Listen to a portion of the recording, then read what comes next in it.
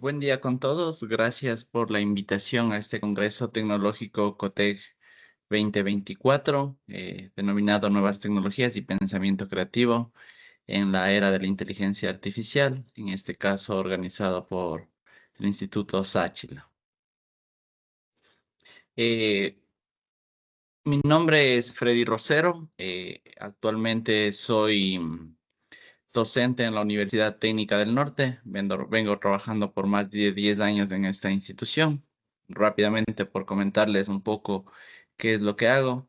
Mi formación de tercer nivel, soy ingeniero automotriz por la Universidad de las Fuerzas Armadas. Luego cursé una maestría de transporte en la Universidad Católica y hace unos 3 años me gradué como doctor en ingeniería mecánica en la Universidad Politécnica de Madrid. En este último tiempo he estado vinculado a muchos temas de movilidad, tránsito y transporte, y mis temas de investigación principalmente están relacionados a áreas de emisiones y transportes. Como publicaciones, puedo contar que he realizado varias publicaciones en artículos de Cuartil 1, tanto en Web of Science como en Scopus, y algunos otros trabajos en diversas revistas indexadas nacionales y regionales. El día de hoy les voy a presentar una temática que he preparado que se denomina Estrategias para la reducción de las emisiones del transporte terrestre, donde les cuento un caso de estudio donde se hizo un análisis desde el motor del vehículo hacia la carretera. La presente, la presente temática a exponer la he preparado en 6 partes. Inicialmente daré una introducción respecto a congestión y emisiones. Les contaré un poco cuál fue el objetivo del caso de estudio en mención y luego mencionaré metodologías y resultados de las 3 fases de mi trabajo de investigación y terminaremos un poco contándoles un poco de conclusiones, lo que se obtuvo al final de este trabajo. Vamos a empezar. Eh, la parte el problema que nosotros vamos a hablar el día de hoy son las emisiones generadas por el transporte por carretera. Es importante mencionar 3 aspectos. En primer lugar, se debe mencionar que en las últimas décadas ha habido un incremento significativo en los viajes urbanos de las ciudades. Es decir, en nuestras ciudades cada vez los episodios de congestión vehicular son más frecuentes, indistintamente del tamaño de nuestras ciudades.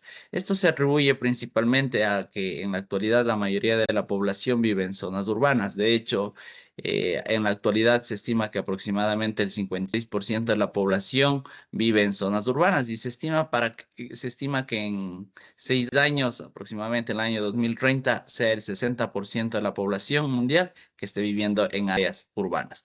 Otro aspecto importante en mencionar es que el desempeño que tiene un vehículo cuando está operando en tráfico real puede ser influenciado significativamente por varios factores exógenos y endógenos que vamos a hablar un poco el día de hoy.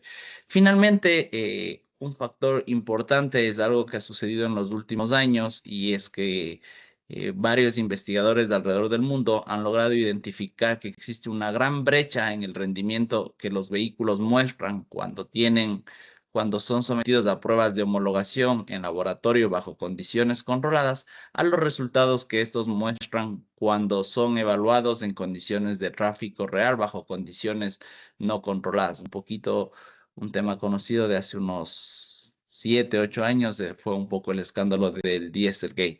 De ahí que el día de hoy nosotros vamos a abordar una problemática que son las emisiones del transporte por carretera que se originan principalmente en las áreas urbanas donde el problema radica principalmente en que la mayoría de la población urbana, como dije, vive en zonas urbanas, de ahí que la mayoría de la población estamos expuestos a los efectos primarios y secundarios derivadas de las emisiones del tráfico por transporte. Voy a hablar un poco de los elementos que provocan la formación del tráfico. En general podemos hablar de 2 elementos. Inicialmente, por un lado, tenemos la infraestructura que permite la circulación de los vehículos, lo que conocemos comúnmente como carreteras. Un poco el desempeño de las carreteras está dado por tres aspectos. Por un lado, la planificación de transporte que se tiene en la ciudad. Segundo, desde el punto de vista de ingeniería, cómo ha sido diseñada esa carretera. Y en tercer lugar, un poco tiene que ver con los dispositivos de control de tráfico que se ocupan en ellas. En el caso de semáforos, del paso, si se ocupa un paso deprimido, una rotonda. Por otro lado, el segundo componente son los vehículos, que en este caso, como había mencionado, existen un sinnúmero de factores que voy a hablar más adelante que influyen en el rendimiento del vehículo. Sin embargo, este día creo que es importante mencionar tres aspectos importantes. El primero, la tecnología de fabricación del vehículo. El segundo, el tipo de combustible. Y finalmente, algo que depende un poco del conductor, algo que se conoce como estilo de conducción. Si conjugamos estos dos elementos, carretera más vehículo, lo que nosotros generamos es diversos niveles de tráfico, ¿sí? O lo que se conoce también como congestión. El efecto que produce el tráfico y la congestión en el viaje que nosotros tenemos cotidianamente es que quizás lo más fácil que nosotros podemos percibir es que un viaje cuando tenemos bajo nivel de congestión, si dura 30 minutos, cuando tenemos alto grado de congestión, se puede sin problema duplicar. Es decir, los tiempos de viaje incrementan. Igual los eventos de stop-go, es decir, detención, aceleración, aumentan significativamente, ¿sí? Esto a lo que nos lleva es que para un mismo recorrido, una misma distancia recorrida, al alterarse los patrones de conducción, tenemos como resultado que se incrementan las emisiones vehiculares y también se incrementa el consumo de combustible, ¿sí? Dentro de un poco resumiendo las interacciones de estos dos elementos que he dicho, nuestro vehículo tiene tres tipos de interacciones principalmente. La que ya habíamos hablado, vehículo con carretera. El vehículo, cuando está circulando, de hecho, tiene también interacción con otros vehículos que están también circulando en la carretera, que pueden ser vehículos motorizados, como también vehículos no motorizados, es decir, puede tener interacción vehículos con bicicletas o con bicicletas principalmente. Y una tercera interacción súper importante que tiene que ver con la interacción que tiene un vehículo con dispositivos de control de tráfico. Esta interacción quizás es más crítica en la parte urbana, donde tenemos una mayor cantidad de dispositivos de control de tráfico, principalmente lo que tiene que ver con semáforos, ¿sí? En general, todas estas interacciones nos conducen a determinar cuál es la calidad de flujo de tráfico que yo voy a tener en la vía. Es decir, lo que yo voy a tener es una relación de oferta y demanda. Vamos a ver a continuación. Cuando hablamos de oferta, el elemento que determina este factor es la carretera, ¿sí? Principalmente la carretera y los dispositivos de control de tráfico que tengo en ella, ¿sí? Es decir, la infraestructura, por dónde van a circular los vehículos, esa determina la oferta. Por otro lado, el elemento que determina la demanda son los vehículos, ¿sí? Entonces, como yo les he puesto un poco aquí en la grafiquita, es una especie de sube y baja, ¿sí? Cuando nosotros, llámese podemos mencionar un viaje a primera hora de la mañana, 6 de la mañana, cuando todavía el tráfico no es tan intenso, lo que nosotros tenemos es que en este caso la oferta supera a la demanda. Es decir, tengo vías disponibles, sin embargo tengo pocos usuarios en la vía, lo que determina que en mi vía yo tenga un flujo libre. En este caso, la velocidad a la que puede circular el conductor es una velocidad que la puede controlar sin problema el mismo conductor. No está restringida por ningún elemento. Nos ponemos un poquito, vamos a adelantarnos una media horita más en el tiempo, a las 6:30 de la mañana, cuando ya algunas personas empiezan a viajar a sus trabajos o principalmente estudiantes viajan a sus escuelas o a sus colegios. En este caso es como que existe un equilibrio entre oferta y entre demanda. En este caso podemos tener cierto tráfico en la vía, pero existe un flujo normal. En este caso, la mayoría de veces todavía la velocidad está controlada por el usuario. Ahora nos vamos al tercer escenario. El tercer escenario es cuando, por ejemplo, bueno, dependiendo de la ciudad, dependiendo del país, dependiendo un poco los itinerarios de entrada a los trabajos principalmente y entrada de estudiantes, por ejemplo, se me ocurre 7 de la mañana, ¿sí? A las 7 de la mañana, cuando a la salida de un colegio, perdón, en la entrada de un colegio, cuando tenemos, en este caso, una alta demanda de vehículos, la oferta en la carretera sigue siendo la misma. ¿Qué es lo que sucede? La demanda supera a la oferta. En este caso, se produce lo que se denomina congestión, es decir, tengo más vehículos de los que la vía puede soportar, ¿sí? Se me ocurre una vía en un carril puede tener una capacidad, en este caso, una intensidad de 600 vehículos hora. ¿Y qué es lo que pasa? En esa media hora, si yo transformo, estoy teniendo una cantidad de usuarios, unos 800 vehículos hora. Entonces, como resultado, es que yo tengo un deterioro de la calidad del flujo del tráfico en ese segmento de la vía, o en este caso puede ser en un tramo de una red de carreteras. Y de hecho, algo que caracteriza a este tipo de escenario es que el conductor no puede viajar a la velocidad que él desee, sino en este caso la velocidad está controlada por el pelotón de vehículos, es decir, el conjunto de vehículos es el que determina la velocidad a la que se puede circular. Ahora, algo que siempre me preguntan, ¿y quiénes abordan las emisiones vehiculares? Yo creo que la temática de emisiones vehiculares es una temática multi e interdisciplinaria, ¿sí? Si bien es cierto, existen tres áreas del conocimiento que un poco de mi experiencia son los que más estudian la parte de emisiones, pero no, sin embargo, no deja de ser, como les digo, multi e interdisciplinaria. Entre ellos tenemos la parte de ingeniería civil o la parte de arquitectura que tiene que ver más con el diseño de las carreteras, la parte de ingeniería ambiental que estudia mucho sobre todo la parte de la dispersión de las emisiones en la atmósfera. Y en tercer lugar, hablamos de los ingenieros mecánicos y ingenieros automotrices que se concentran mucho en estudiar factores endógenos y exógenos que influyen en el rendimiento del vehículo y también sobre todo algo que tiene que ver con ciclos de conducción que está derivado de la parte de variables cinemáticas del vehículo. Sin embargo, como les digo, existe esa interdisciplinariedad. Entonces, por ejemplo, hay gente sin problema ahora, datos de tráfico se recolectan en grandes bases de datos, de ahí tenemos que gente de ingenieros en electrónica, ingenieros en sistemas, pueden trabajar sin ningún problema en la parte de emisiones de tráfico.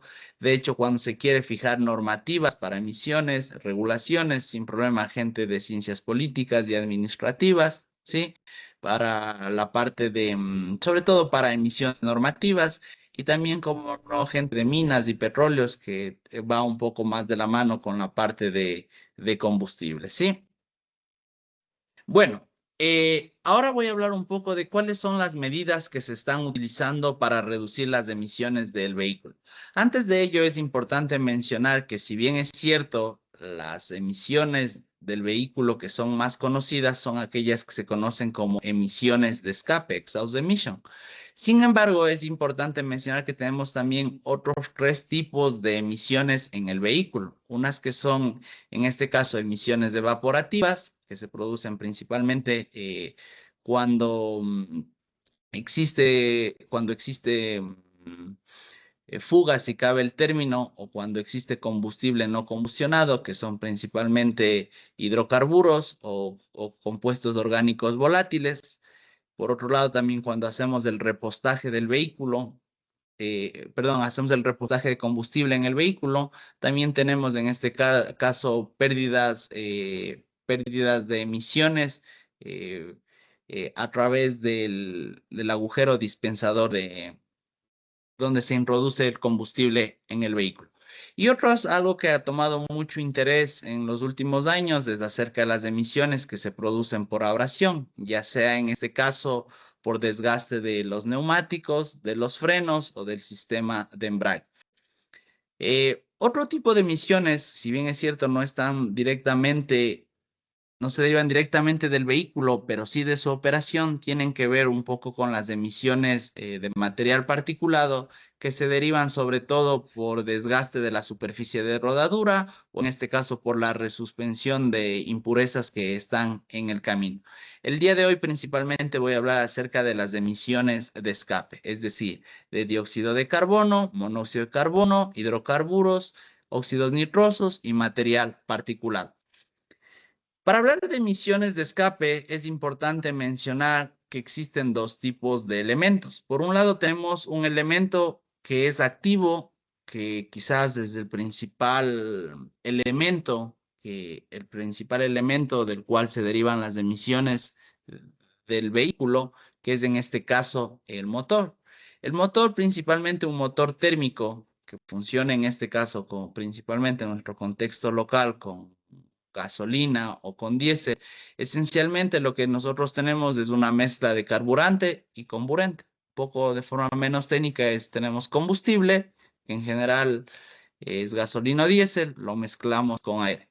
En este caso, si nosotros mezclamos estos dos componentes en condiciones ideales a través de una mezcla estequiométrica ideal, lo que nosotros tendríamos sería CO2, dióxido de carbono, nitrógeno y oxígeno, más obviamente la energía mecánica que se aprovecha para el movimiento del motor. Sin embargo, el problema es que en condiciones reales esta combustión no es ideal y en condiciones reales aquí tenemos una formación de todos los contaminantes que les mencioné anteriormente. El nivel de emisiones de un motor depende principalmente de la estequiometría de combustión. Un poco la estequiometría de forma no muy técnica es la cantidad como yo dosifico. Es decir, por ejemplo, muy conocido es en los motores gasolina, la relación estequiométrica es de 14.7. Esa relación de 14.7, ¿qué es? Por 14.7 kilogramos de aire, yo utilizo 1 kilogramo de combustible. Un poco para que ustedes tengan idea, existen dos mundos. Motor gasolina, ¿sí? Que se conoce un nombre más genérico, es motores de encendido provocado, que pueden utilizarse otro tipo de combustibles, como gas natural comprimido, gas licuado de petróleo. Y por otro lado tenemos los motores de encendido por compresión, que son principalmente conocidos en nuestro contexto local como motores diésel. En los motores gasolina, el problema principal es sus altas emisiones de CO2. En los motores de encendido por compresión, en cambio, tenemos problemas con altas emisiones de NOx y alto número de partículas, principalmente derivado de temperaturas de operación mucho más altas. En segundo lugar, es importante mencionar de un componente vital en la operación del vehículo, algo que se conoce como sistema de posttratamiento. El sistema de posttratamiento, indistintamente de la tecnología que éste use, lo que hace es utiliza principalmente dos tipos de procesos, sean procesos de oxidación o procesos de reducción. En este caso, lo que nos permite es bajar los niveles de emisiones. Un sistema de posttratamiento, qué tipo de emisiones me permite reducir? CO, HC, NOx y material particulado, no CO2, ¿sí? No CO2, entiéndase porque el CO2 es principalmente un gas de efecto invernadero. Bueno, entonces, cuando nosotros vamos a hablar del rendimiento de un vehículo, hay que separar como dos mundos, ¿no? Ya les decía yo, por un lado tenemos emisiones de CO2, gases de efecto invernadero, que son directamente proporcionales al consumo de combustible que yo tengo, que en este caso para reducir las emisiones de CO2 de un vehículo, no me interesa el sistema de posttratamiento porque no cumple ninguna función. En este caso, la única forma que yo tengo para reducir el nivel de CO2 que produce un vehículo es quemar menos combustible, ¿sí? De ahí que un poco para mejorar la eficiencia de los vehículos en las últimas décadas se ha enfocado en tres segmentos. De hecho, de ahí es que estamos migrando a nuevas tecnologías de trenes de potencia, ¿sí? Por ejemplo, se habla de vehículos híbridos híbridos o enchufables, lo que ya es una realidad, vehículos 100% eléctricos. ¿Qué se ha hecho con los vehículos convencionales equipados de motores térmicos? Pues lo que se ha hecho es tratar de utilizar, por ejemplo, en los sistemas de iluminación, tecnologías más eficientes como tecnología LED. Cada vez lo que se hace es mejorar los componentes eléctricos para que sean más eficientes, se encapsulan motores para reducir pérdidas térmicas principalmente por calor. Y algo que quizás ya no es tan ajeno a nuestra realidad, que es, por ejemplo, los vehículos nuevos ya no traen ya no vienen con inyección indirecta, sino vienen con inyección directa. Lo otro es, por ejemplo, vehículos principalmente livianos que operan en condiciones urbanas, tienen sistemas start-stop. Los sistemas start-stop es que cuando ustedes llegan a un semáforo o realizan una detención en un redondel, el vehículo detecta que ustedes están detenidos por más de 3 o 4 segundos, el vehículo se apaga, ¿sí? Y espera a que en este caso el conductor vuelva a pisar, suelte el freno, vuelva a pisar el acelerador y se enciende automáticamente. En este caso lo que trata de eliminar es las pérdidas por relantí. De ahí tenemos desactivación de cilindros, tenemos también, ahora vemos que sin problema vehículos livianos también vienen equipados con turbo, en los diésel quizás es más común.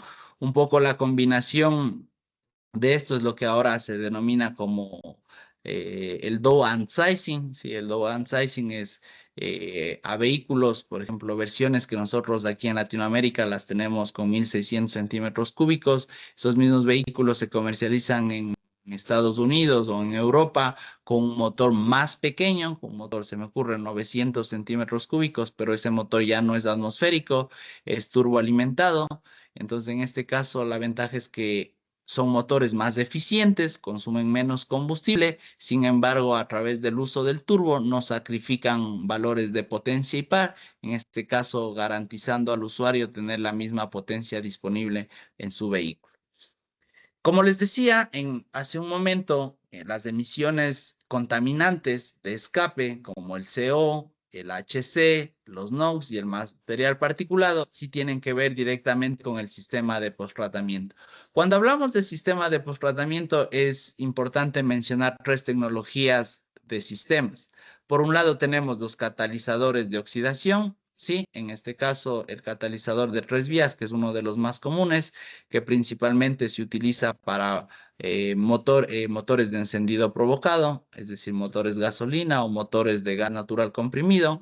Para motores diésel tenemos principalmente sistemas SCR, sí, el famoso AdBlue, sí, lo que se llama el AdBlue, no es nada más que AdBlue es el nombre comercial, pero lo que nosotros estamos utilizando es Urea. Es un sistema que funciona a partir de los 220 grados centígrados, donde en mi catalizador lo que yo hago es, en este caso, tengo un sistema que dosifica la inyección de urea y lo que hago es, en este caso, reducir las emisiones de NOx, CO o HC a través de procesos de oxidación o de reducción. Y finalmente tenemos la tecnología. Estos dos primeros nos permiten trabajar en CO, HC y NOx. Lo que tiene que ver con material particulado, el que es un poco quizás el que resulta de más interés, material particulado 2.5, que es aquel capaz de atravesar nuestra piel y puede llegar hacia nuestros pulmones o puede agravar enfermedades de tipo cardíacas derivados de o enfermedades que preexistentes en el sistema circulatorio. Tenemos un poco para evitar eso, lo que tenemos en nuestros vehículos es el filtro de partículas, ¿sí? El filtro de partículas del concepto es que más o menos funciona como un filtro de aire que se utiliza comúnmente para el motor del vehículo, es decir, atrapa las partículas pequeñitas, ¿sí? En este caso, quizás la ventaja que tiene es que a través de altas temperaturas es como que me permite incinerar las partículas atrapadas y no es necesario realizar un cambio constante del filtro, ¿sí? Ya, como les había mencionado, existen muchos factores que influyen en el rendimiento de un vehículo. Simplemente, rápidamente, esos factores los he tratado de separar en cuatro aspectos. El rendimiento de un vehículo es principalmente desde el punto de vista de vehículo mismo, puede ser por factores exógenos, como por ejemplo el tipo de combustible que utiliza, el sistema de posttratamiento con el que viene equipado, el nivel de pasajeros que está llevando, y de ahí tenemos factores endógenos directamente relacionados con el vehículo, que en este caso pueden ser el régimen de RPMs al que es operado, la marcha en la que yo estoy circulando, el tipo de mezcla que tiene, en qué temperatura están los gases de escape, y de ahí tenemos otros tres factores que están asociados, uno que tiene que ver un poco con el estilo de conducción del conductor, por otro lado, las condiciones de tráfico que existen en la vía, ¿sí?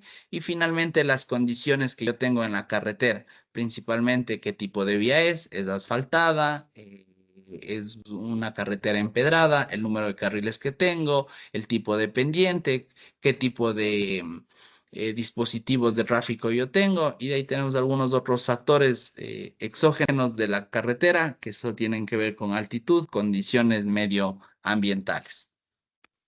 ¿Cómo se pueden cuantificar las emisiones de transporte? Las emisiones de transporte depende mucho del dominio espacial de estudio. Se habla de macro, meso y micro. Micro es cuando nosotros queremos analizar, por ejemplo, las emisiones en un redondel o cuando queremos en un tramo de una carretera, ¿sí?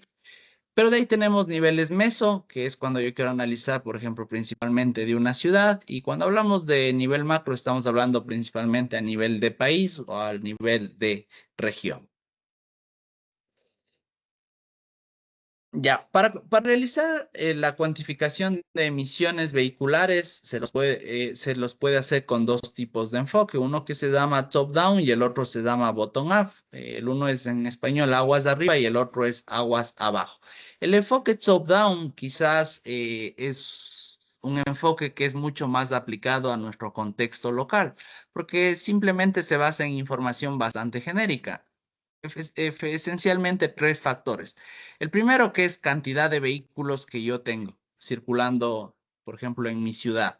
Lo segundo es, voy a hablar de la distancia que viajan esos vehículos. Sí, de hecho, esa información ahora es fácilmente asequible a través de la revisión técnica vehicular que realizamos a nuestros vehículos eh, anualmente. Eso se queda registrado. Y en tercer lugar es el rendimiento del vehículo, en este caso la eficiencia de combustible. La eficiencia del combustible puede ser tomada de un modelo de emisión, puede ser tomado bibliográficamente o de hecho se puede medir a través del sistema OBD del vehículo. Se multiplican esos tres factores que no es de información muy sofisticada y ya se puede hacer un primer inventario de emisiones de una ciudad. Sin embargo, existe el otro enfoque bottom-up que en este caso requiere información mucho más detallada. Ya no es información genérica, sino hay que analizar a varios tipos de vehículos, ¿sí? Y sobre todo se basa en tres aspectos. Hay que registrar perfiles de velocidad que tienen que ver un poco con el ciclo de conducción. Es necesario estimar la potencia de tracción que tiene y sobre todo en este caso sí o sí se debe de registrar el consumo y las emisiones, pero ya no en forma de viaje, sino se tienen que registrar segundo a segundo y ahí tenemos un poquito la parte de la limitación de los equipos. De ahí que en este caso, un poco en el área en la que yo trabajo, los ingenieros automotrices, estamos un poquito más ligados a la parte de este enfoque aguas de abajo. Sin embargo, en nuestro contexto nacional existe una principal limitante, es que no existen disponibilidad de equipos como equipos, principalmente equipos PEMS, ¿sí? Que es sistema de medición de emisiones portátiles, son los equipos PEMS.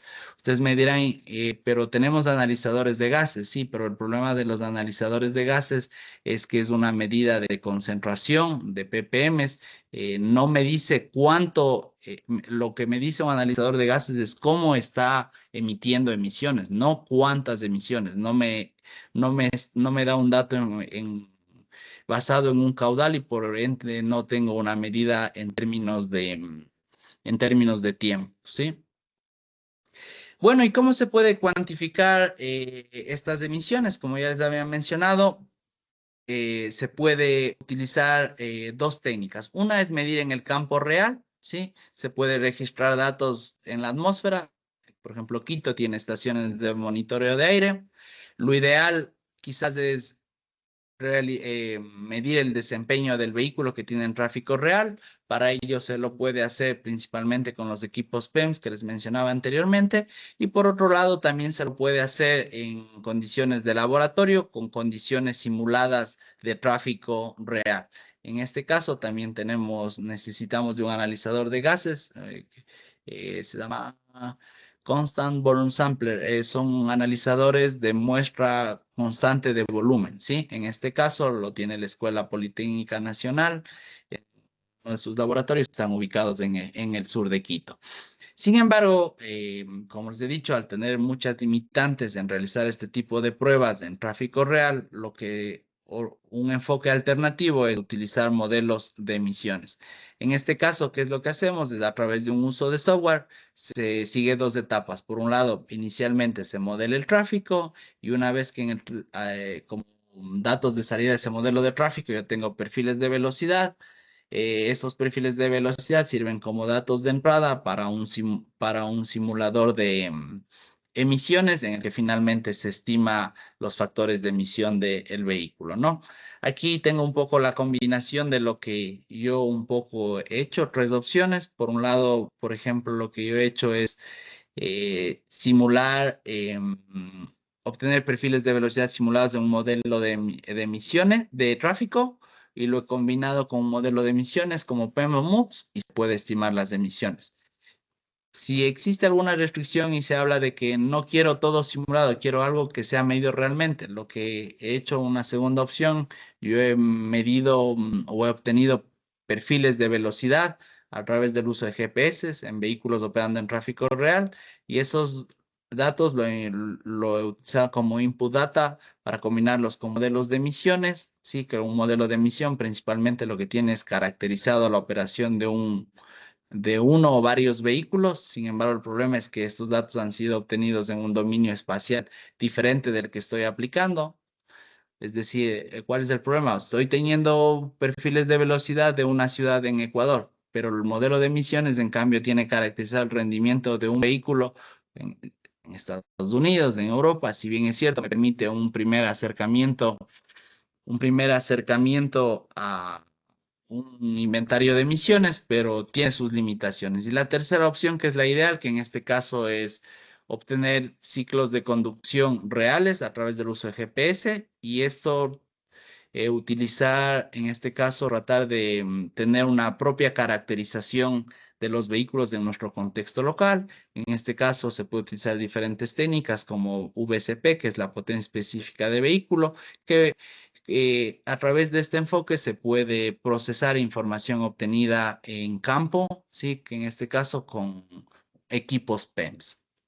Les voy a contar rápidamente un poco lo que yo he venido trabajando en los últimos 4 años. Principalmente el día de hoy les voy a contar un resumen muy rápido de lo que hice en mis estudios doctorales, en este caso que lo realicé en la Universidad Politécnica de Madrid, ¿sí?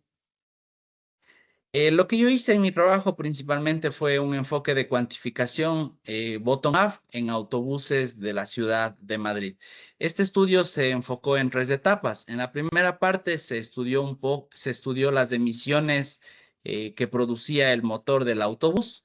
En el segundo lugar, se estudiaron las emisiones reales de dos tipos de autobuses, pero a nivel de viaje, donde se analizaron un poco efectos de tipo de combustible, porque comparé autobús diésel respecto a un autobús de gas natural comprimido, el efecto de la pendiente, el efecto del nivel de tráfico, ¿sí? Y finalmente lo que hicimos en la tercera etapa fue un poco modelar las emisiones en viajes reales. Utilizando lo de la primera y la segunda etapa, se caracterizó las emisiones de los vehículos y finalmente, después de aplicar una amplia campaña de recolección de datos reales GPS, lo de la etapa 1 y la etapa 2 se caracterizó a través de un modelo empírico propio, se combinó con viajes reales y se estimó se modeló las emisiones de los autobuses en diferentes escenarios de caso en diferentes escenarios de congestión, perdón, en este caso en los buses de Madrid. La primera parte un poco ahí, quizás quiero ser un poco más gráfico. Lo que se hizo es a través de uso de los equipos PEM, se caracterizó el rendimiento de dos tipos de autos. Por un lado, de un diésel Euro 5 y por otro lado, de un gas natural comprimido Euro 6. Es importante mencionar que los datos obtenidos se registraron aproximadamente 40 horas de grabación segundo a segundo y se registró más o menos unas 40 variables. Los datos obtenidos fueron, en este caso, el equipo PEMS que se muestra en la parte izquierda, registró el nivel de emisiones de los gases de escape. Sin embargo, en este equipo también teníamos otros equipos que nos permitía registrar muchos datos del sistema OBD del vehículo.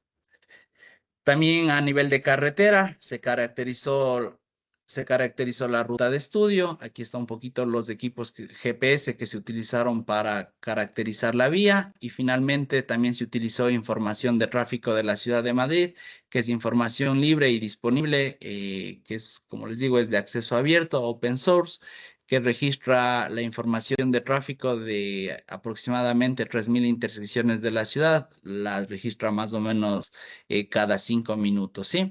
Entonces, en esta primera parte lo que se hizo fue un poco estudiar los patrones que tenían, los patrones de operación del motor del autobús en tráfico real, se estimaron factores de emisión en términos de energía, se propuso un método propio para construir mapas de motor y también se hizo un primer modelito de emisiones basado en datos principalmente de par y de régimen. Los resultados que se obtuvieron son los que están mostrados en pantalla. Por ejemplo, en la primera parte lo que se puede notar es que del área disponible debajo de la curva de par del vehículo, de todo el área disponible que es esta de aquí, un autobús urbano principalmente ocupa solo el 50% del área total disponible. Aparte de ello, lo que se puede notar en este caso es como se puede ver en la parte inferior, de este 50% de zonas que se ocupan, aproximadamente el 60% pertenecen a zonas de bajas RPMs y bajo par. Esto es un poco obvio, principalmente porque los autobuses urbanos trabajan a bajas velocidades y por tanto el par y el régimen de giro al que tienen es bajo y sobre todo como están en constantes detenciones hace que se muestren estos patrones. Ahí está un poquito, simplemente mostrarles un poco de los mapas que obtuvimos, que son mapas de motor en términos de emisiones de CO2 y también de NOx.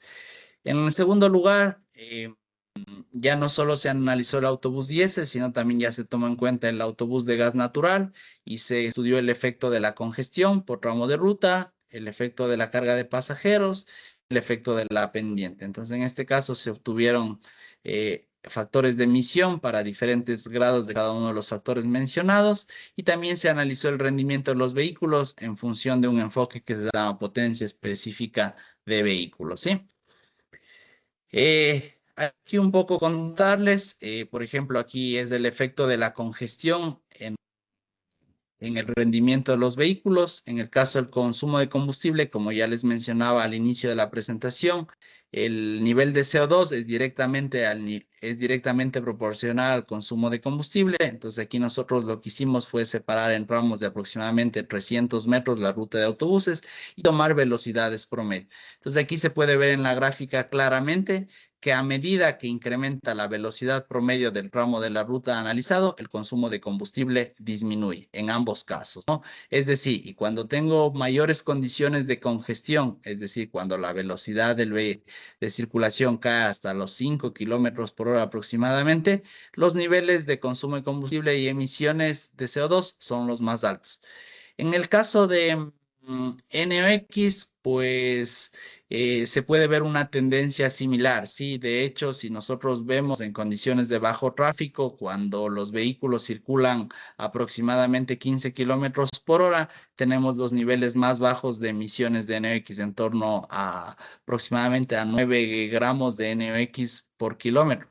Sin embargo, cuando el tráfico aumenta y la velocidad del vehículo cae a 5 kilómetros por hora, los niveles de NOx se disparan, ¿sí? En aproximadamente en el caso de los vehículos diésel en aproximadamente el 300%, y en el caso del gas natural, más o menos no hay un incremento significativo, es apenas de un 30%.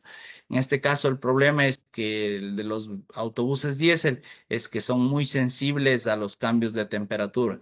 Y el problema es que cuando tengo mucha congestión, si bien es cierto, la temperatura del refrigerante del motor incrementa, pero la temperatura de los gases de escape en cambio baja. A tener una baja temperatura de los gases de escape no se alcanzan las temperaturas óptimas de funcionamiento del sistema de posttratamiento, y al no funcionar mi sistema de posttratamiento, mis emisiones de NOx se disparan. En este caso, el sistema de posttratamiento que ocupa el autobús diésel es un sistema SSR, que en este caso, al operar a temperaturas inferiores a 220 grados centígrados, baja su eficiencia de operación. En último lugar, les voy a contar la fase final del estudio, en donde nosotros combinamos un modelo empírico de emisiones VCP, que tenía principalmente la caracterización de los dos autobuses, con este caso con datos recolectados al aproximadamente 2 o 3 meses de operación de autobuses en una ruta de estudio, la ruta 74 en la ciudad de Madrid. Se combinó en este caso con información de tráfico, sí, de los sensores que ya les había mencionado, y para ello lo que nosotros hicimos ya fue analizar el efecto de la congestión, pero a nivel de viaje. ¿Qué obtuvimos como resultado? Los patrones de tráfico de la ruta de estudio. Se estimaron las emisiones en función del modelo empírico y finalmente se evaluaron la congestión en diferentes escenarios propuestos, ¿sí? Aquí les he traído simplemente un par de resultados rápidos para que más o menos ustedes tengan idea. Como muestra, les he traído el rendimiento del autobús de gas natural. En este caso, ustedes pueden mirar aquí 6 gráficas. Las 6 gráficas lo que demuestran es, en el caso, si hablo de izquierda a derecha, es en este caso la ruta de ida, de la parte izquierda. En la ruta de autobuses, en la número 74 que les mencionaba, en la parte izquierda, en cambio, tenemos la ruta de vuelta. En el caso de las filas, lo que yo tengo es la misma ruta, pero en condiciones de bajo tráfico o flujo libre. En la parte media tengo una congestión moderada. Y finalmente, en la parte inferior, lo que tengo en el escenario E es condiciones de congestión severa. Cada uno de los cuadritos mostrados en azul significa el nivel de emisiones de NOx que tengo por cada área de estudio. En este caso, al final del estudio, lo que se pudo determinar, como se muestran las zonas resaltadas, es que las zonas, los tramos de ruta donde más se concentran altos niveles de emisiones, algo que se denomina como hotspots, ¿sí?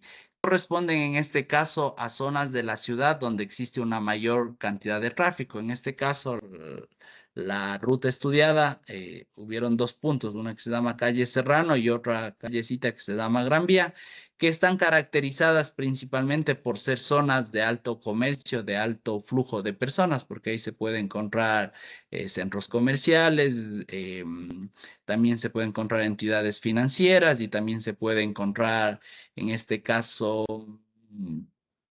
se me escapa, también se puede encontrar en el caso principalmente cines, ¿sí? Y teatros, ¿sí? Centros culturales que en este caso también son puntos de alta demanda de viajeros, ¿no?